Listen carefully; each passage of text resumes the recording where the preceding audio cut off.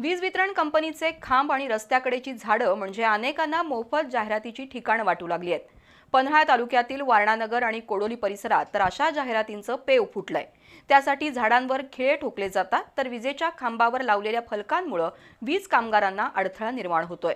महावितरण आणि सार्वजनिक बांधकाम विभागानं अशा विनापरवाना जाहिरात करणाऱ्यांवर कडक कारवाई करावी अशी मागणी स्थानिक नागरिकांनी केली आहे। पन्हाळा तालुक्यातील वारणानगर आणि कोडोली परिसरामध्ये अनेक टपऱ्या, हॉटेल सुरू झाली आहेत, जो तो आपली जाहिरात करण्यासाठी धडपडत असतो।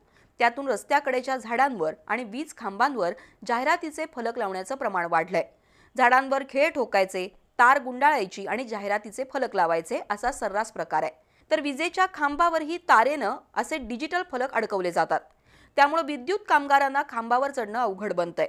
अशा प्रकारे बेकायदेशीर जाहिरात करणाऱ्यांवर वीज वितरण कंपनी आणि सार्वजनिक बांधकाम विभागानं कडक कारवाई करावी अशी सर्वसामान्य नागरिकांची मागणी आहे।